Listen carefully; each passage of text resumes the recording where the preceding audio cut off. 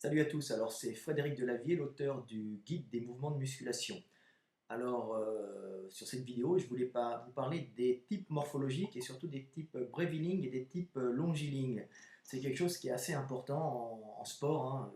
Ça détermine la discipline que vous allez faire et puis les performances que vous allez avoir aussi. Donc ça veut dire breviling, ça veut dire avoir proportionnellement un grand buste et des petites jambes. Et longiligne, ça veut dire avoir proportionnellement de grandes jambes et un petit buste. Alors on dit de grandes jambes, de grands bras. En général, ça va ensemble. En général, quand on a de grandes jambes, on a de grands bras. Et quand on a un grand buste, on a les bras et les jambes relativement courtes. Il peut y avoir des variations. Ça arrive. Par exemple, c'est vrai qu'en haltérophilie, l'idéal, c'est de rencontrer des mecs avec des grands bustes, des jambes courtes et des bras longs pour les mouvements. Mais c'est pas la morphologie classique. Alors, pourquoi on a des types morphologiques différents, si différents sur notre planète et dans la race humaine, dans l'espèce humaine plutôt. Alors, à la base, il faut savoir que les types longilignes, type brevilignes, types longilignes, ce sont des types qu'on rencontre surtout dans les climats chauds, hein. C'est-à-dire que pour s'adapter à une température ambiante importante, hein, dans un climat chaud comme en Afrique subsaharienne et en Afrique du Nord aussi. Donc il faut avoir un maximum, quand on est exposé au soleil, hein, il faut avoir un maximum de surface extérieure pour un minimum de surface intérieure, hein. Donc il faut un peu comme les radiateurs, les ailettes des radiateurs de moto. Il faut avoir un maximum de surface pour évacuer la chaleur, parce que quand il fait chaud, il faut évacuer la chaleur.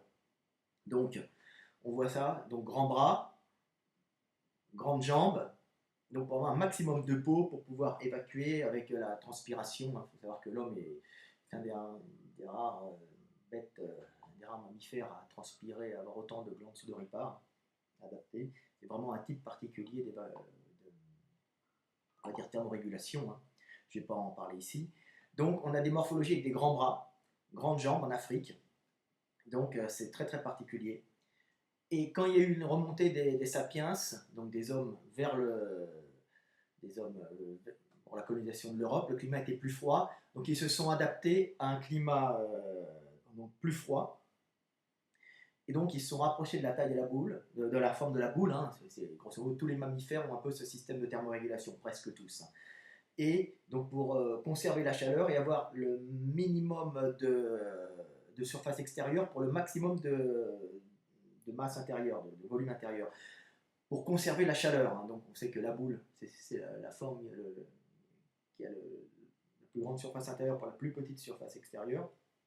Donc c'est pour éviter justement les échanges de température et les refroidissements qui auraient pu être fatals ou handicapants en climat froid. Alors c'est vrai que quand on regarde les mammifères qui vivent, par exemple les mammifères qui vivent en Afrique ont des plus grands membres, sont plus avancés que les mammifères qui vivent dans des contrées très froides, comme, comme vers les pôles, comme dans la taïga, tout ça. Il y a un changement de morphologie, hein. On le voit même au niveau des chevaux, hein. Quand vous regardez un pur sang arabe et puis quand vous regardez un cheval norvégien, c'est pas du tout la même forme, ce sont des adaptations particulières. Donc les Européens, plus courts en jambes à la base, plus courts en bras, avec un grand buste. C'est pas pour ça qu'ils sont plus grands, hein, mais c'est la morphologie de base. De plus, quand il fait froid, l'avantage d'un buste grand, c'est de pouvoir loger les viscères, pouvoir loger un grand espace au niveau du ventre, hein. Donc l'Européen a des grands viscères proportionnellement. Et qu'est-ce qu'on met dans les viscères?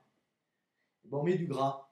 Donc on peut loger du gras interne, hein, pas sous-cutané, ils en ont aussi sous-cutané.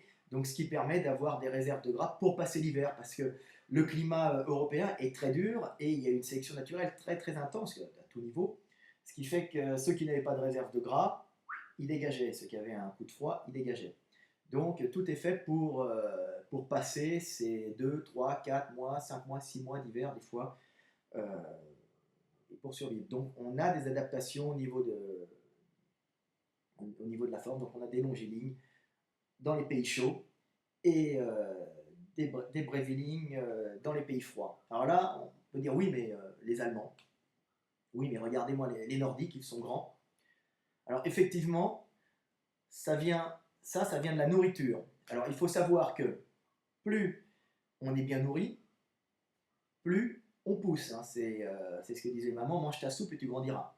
Donc plus tu manges, plus tu as accès à des calories. Donc quand tu es dans un milieu riche en calories, ben, tu grandis. Donc tu deviens plus grand. Donc on se retrouve avec un Européen bien nourri devient plus grand.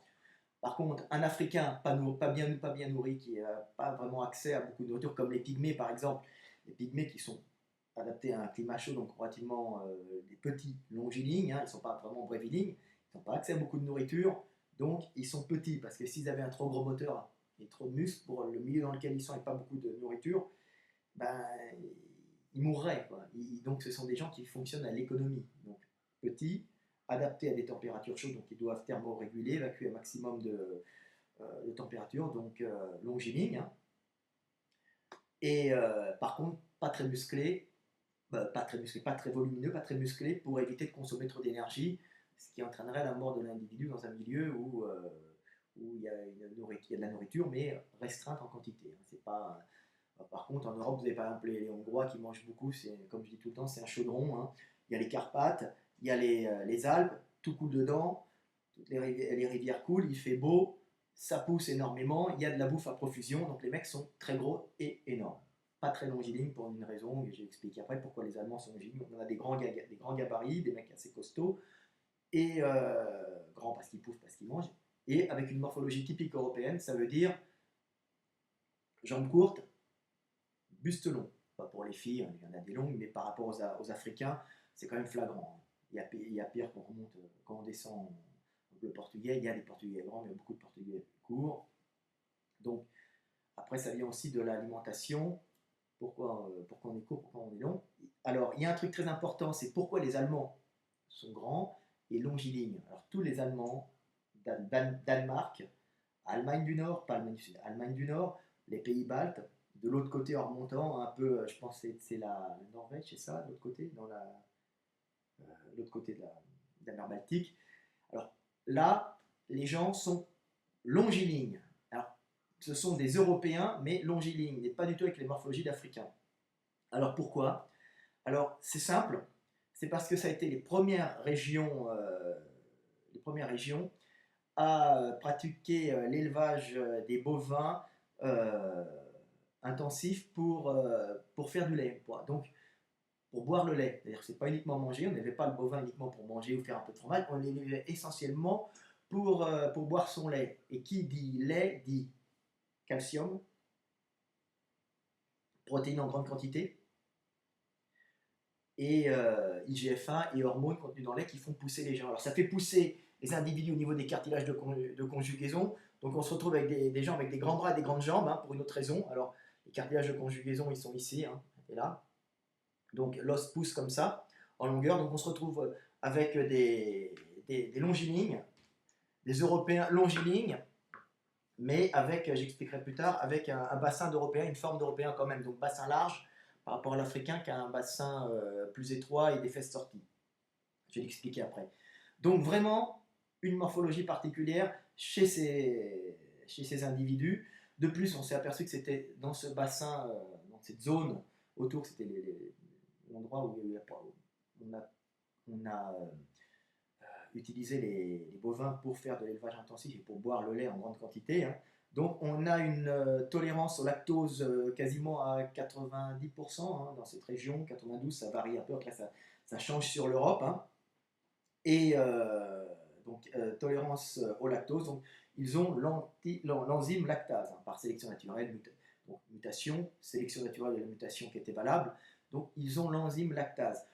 On retrouve ce phénomène d'enzyme lactase à un endroit particulier, c'est en Afrique, vers le Kenya, par là, vers le Centrafrique centre-ouest, c'est où il y a les Maasai déjà. Les Maasai ont une alimentation à base de lait essentiellement, donc c'est pour ça que les Maasai sont très grands, hein, mais très grands avec des morphologies d'Africains, donc très grands, avec des fesses sorties et une petite taille. Vous voyez, pas de grand buste, pas le buste large comme l'allemand. Parce que le buste large pour pour garder du gras à l'intérieur en cas d'hiver. Donc l'Allemand, il n'a pas qu'un bide à la bière, hein. Il a un bide qui est fait pour accumuler du gras aussi à l'intérieur. Le bide de l'Européen, c'est moche, ça grossit, c'est large, taille large, mais il faut savoir que pour passer l'hiver, c'était essentiel. Donc accumuler du gras dans les viscères à l'intérieur pour passer un mois, 3 semaines, ça permettait de passer l'hiver, quand l'hiver était rude ou durait plus longtemps. Donc sélection naturelle intense, on pouvait transmettre ces gènes, le gène du gros bide. Et on voit souvent les Allemands avec un gros ventre, grandes jambes, grands bras, gros bide. Donc on se retrouve ça, c'est une morphologie typiquement européenne. Donc voilà ce que n'ont pas les Maasai et les Tutsis, qui sont aussi des grands sont des éleveurs, hein, qui mangent beaucoup de lait, donc qui eux aussi je crois qu'ils ont l'enzyme lactase, qui est rare, hein, en Afrique. En général, les Africains n'ont pas. Donc il y a un problème d'assimilation du lait. Donc par contre, sur le lait, c'est marrant à raconter. Les Asiatiques aussi élèvent des mammifères, des animaux pour le lait, hein, pour boire. Certains Asiatiques du Nord, Mongolie, par là, ça, ils boivent pas mal de lait, hein. Et par contre, ils n'ont pas l'enzyme lactase parce qu'ils prennent des produits fermentés. Donc, ils n'ont pas ce problème d'assimilation. Le lait a déjà été fermenté naturellement. Voilà, ils mangent du fromage, du lait fermenté, du kéfir, comment on appelle ça, ces yaourts fermentés. Voilà. Donc c'était pour ça qu'on se retrouve des fois avec des populations nordiques longilignes. Donc ce que ça apporte en sport, je vais dire aussi, je vais parler un peu de la forme du bassin, j'en ai déjà parlé dans une vidéo, hein. Donc les Africains qui sont vraiment adaptés au climat chaud, donc, ont des grandes jambes, buste court, hein, c'est ce qu'on voit sur Kegreen, hein, il a quand même relativement des grandes jambes et un buste court, même si c'est un bodybuilder pour les gens qui ne connaissent pas. Donc, par contre, ça posait un problème qui a été compensé par la nature. Là, j'ai un petit os, un petit sacrum, on va le prendre dans l'autre sens, hein, un petit sacrum, un petit bassin. Donc, quand on a des grandes jambes comme les Africains, l'attaque au sol, hein, on dit qu'on attaque au sol là pour marcher, on envoie la jambe, hop, ici. C'est le fessier, le muscle qui se trouve derrière, qui doit tirer la jambe. Et comme on a des grandes jambes, on fait des grandes oscillations.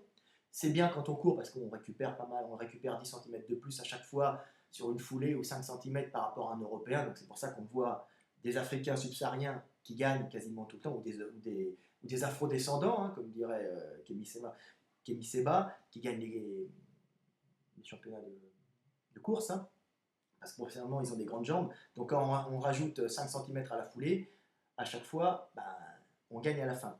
Donc de plus, ils ont adapté avec ça, avec un gros fessier à l'arrière pour pousser fort, donc, et un os iliaque déporté vers l'arrière et un bassin qui est proportionnellement plus resserré latéralement, vous voyez. Donc ils compensent, hein, ils compensent pour pas avoir un énorme bassin. Ils ont un bassin qui est un peu plus petit que celui des Européens, mais pas vraiment plus petit, mais il est compressé comme ça, hop, et poussé vers l'arrière, parce que comme ils ont une mauvaise attaque au sol, une très grande jambe, et une attaque qui serait moins puissante, ils ont compensé avec un très gros fessier, ce qui fait qu'ils ont de grandes jambes et une attaque puissante au sol, parce qu'ils ont un énorme fessier à l'arrière, et un os iliaque ici, qui est reparti vers l'arrière avec le sacrum, pour amarrer un gros fessier qui vient s'insérer ici. Donc voilà. Tandis que l'Européen remontant dans le nord, c'est de l'Africain, l'Européen, c'est de l'Africain qui est remonté. Il s'adaptait au froid, hein, les premiers sapiens. Hein. Donc, il y a eu des membres plus petits, il n'a pas eu besoin d'une sélection naturelle, ça n'a pas sélectionné les gars qui avaient le fessier le plus sorti, l'os iliaque le plus sorti. Donc, on se retrouve avec des mecs plus courts, qui marchent plus en cuisse, hein, avec des gros mollets pour éviter de péter, et un bassin pas tellement sorti. Donc, l'Européen, c'est jambes courtes, cul plat. Pourquoi cul plat? Parce qu'il n'a pas besoin d'avoir un fessier hyper développé pour courir, vu qu'il n'a pas des jambes très grandes. Donc il n'a pas besoin d'une attaque au sol extrêmement puissante pour compenser ce porte-à-faux important. Donc, morphologie de l'Européen, c'est jambes courtes, grosses cuisses, gros mollets et cul plat. Alors, pourquoi gros mollets? C'est pareil, c'est pour éviter les refroidissements, pour éviter de péter au niveau du mollet en cas de très fort refroidissement.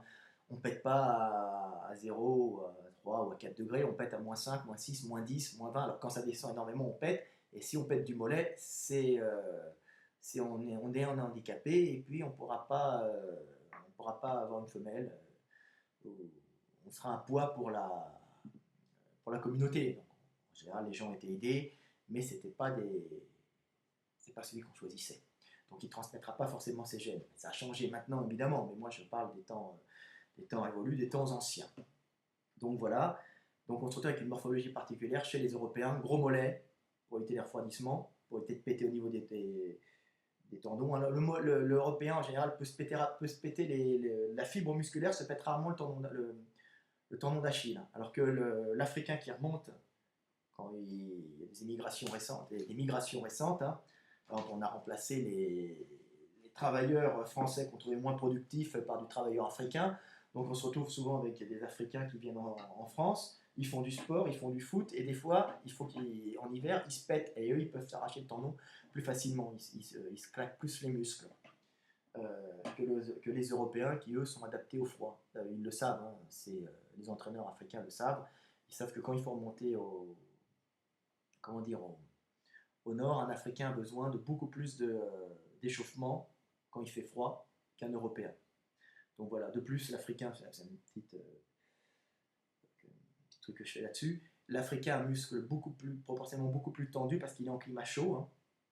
Donc il n'a pas la même tension musculaire, il a un muscle plus tendu parce normalement il n'a pas de froid à affronter, donc il ne va pas péter. Donc c'est comme un ballon tendu, donc ça rebondit bien, ça fait des coureurs extrêmement toniques. Toniques pas forcément parce qu'ils ont de l'influx nerveux, ils ont de l'influx nerveux les champions, hein, mais toniques parce qu'ils ont un muscle très tendu, comme un ballon bien gonflé. Pam, pam. C'est une image parce que c'est plutôt au niveau de la fibre, c'est au niveau de la qualité de la fibre musculaire, c'est pas gonflé. Mais il y a une tension musculaire plus intense du muscle. L'Européen, par contre, lui, en général, surtout dans les climats froids, on voit ça chez les Russes, hein, qui ont beaucoup de champions, en général, en gymnastique, dans beaucoup de domaines, sont très souples. Ils sont souples, pourquoi? Parce que quand on a un climat très froid, si on a un muscle trop tendu, il casse. Donc on se retrouve avec quoi? On se retrouve avec des gens qui sont très souples. Donc les gymnastes russes, vous voyez, les nanas qui font un grand écart facial, latéral, des mecs, des judokas russes qui sont assez souples, vous voyez. Ça va jusque chez les Asiatiques, j'ai pas encore étudié bien les Asiatiques, mais évidemment les Asiatiques sont des adaptations au froid, hein, aussi. Donc on a les Japonais qui sont très souples aussi, hein. Si on était en climat chaud, on est tout le temps moins souple, hein. Les Africains ne sont pas connus pour être des grands gymnastes, hein. Ils ont une bonne coordination, ils peuvent faire des bonnes choses, mais ils manquent de souplesse musculaire, ils pètent au froid. Donc voilà, donc, si vous êtes africain, sachez-le, si vous remontez dans un pays froid, échauffez-vous plus, mais par contre vous avez l'avantage d'être plus tendu. Ça ne veut pas dire plus d'influx nerveux, hein. Attention, plus d'influx nerveux, ça veut dire la capacité de recruter un maximum de fibres nerveuses. Ça, on peut être africain, on peut être européen et avoir la capacité de recruter un maximum de fibres nerveuses. D'ailleurs, de très grands haltérophiles, on a très grands haltérophiles chez les Nordiques aussi, hein, chez les Russes par exemple, hein, qui peuvent recruter beaucoup de fibres. Les Africains pourraient être de très bons haltérophiles, il y en a, mais ils ont des trop grands bras, trop grands jambes, donc c'est un peu gênant pour le squat, pour des choses comme ça, hein, c'est-à-dire les flexions sur jambes, pour les gens qui ne connaissent pas, ils sont trop longilignes pour faire ces sports-là, pas parce qu'ils sont moins forts, parce qu'ils ont des membres trop grands qui ne sont pas adaptés à ces sports. Donc voilà, j'espère que j'ai parlé un peu de tout. Qu'est-ce que je voulais dire encore là-dessus? Breviling, longiling, blessure. Je crois que c'est tout. Si j'ai des trucs à rajouter, je vous les mettrai dans une autre vidéo. Si, je vais faire un petit passage sur l'entraînement muscu. Alors, c'est une base, hein. Si vous êtes longiligne, il y a des mouvements que vous ne pourrez pas faire, hein. C'est-à-dire que à bien faire, si vous faites du squat, ça va être très dur pour vous, c'est-à-dire surtout en squat complet, hein. N'essayez pas de faire du squat complet comme le voisin qui est court, hein, si vous êtes longiligne, ça va être très dur, que ce soit allemand ou africain, vous allez avoir des problèmes pour faire un squat complet si vous avez deux grandes jambes, c'est-à-dire que vous allez vous péter la gueule en avant, il vous faudra des cales sous les pieds, il faudra bien vous échauffer. Bien sûr, vous échauffez les ischios pour ne pas péter. Quand vous allez vous pencher, vous serez très penché en avant. Donc, pas une super morphologie pour le squat, alors qu'un mec breviling sera tout droit, pourra faire son squat très facilement parce qu'il aura un petit porte-à-faux et il n'aura pas son buste qui viendra récupérer l'angle. Donc ça, c'est des morphologies. Pareil, un longiligne va être désavantagé pour faire un coucher, ça vous le savez tous, hein, pour ceux qui ont suivi mes cours. Donc un longiligne qui a de grands bras, grandes jambes, hein, ça va avec les Africains, mais ça va aussi avec les populations qui génétiquement européennes sont adaptées à boire du lait. Hein. Donc grands bras, grandes jambes, grands bras quand vous descendez au développé couché, vous avez des grands avant-bras, comme ça, vous descendez, et au moment d'arriver à la poitrine, ça descend encore comme moi, vous tirez bien sur le pec, vous tirez trop sur le pec, et ça l'arrache. Donc arrachement du grand pectoral ou déchirement musculaire, alors que si vous êtes breviling, vous arrêtez là. Hein, c'est-à-dire un petit poignet, il s'arrête là, pas besoin de descendre, le pec n'est pas étiré, vous ne risquez pas la blessure. Donc ça, c'est des morphologies classiques. Donc d'un autre côté, en musculation, le longiligne est plus adapté au soulevé de terre parce qu'il n'aura pas à s'accroupir complètement pour aller chercher la barre. Hein, ça sera essentiellement un mouvement fessier.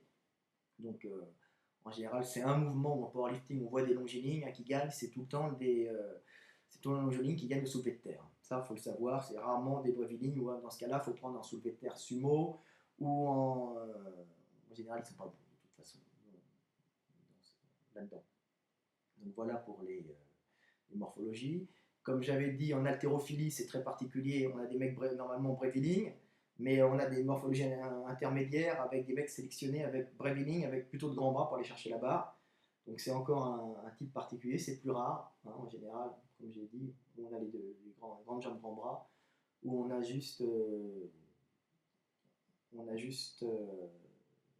rarement bras longs, jambes courtes. Donc voilà. Donc, qu'est-ce que je voulais dire là-dessus?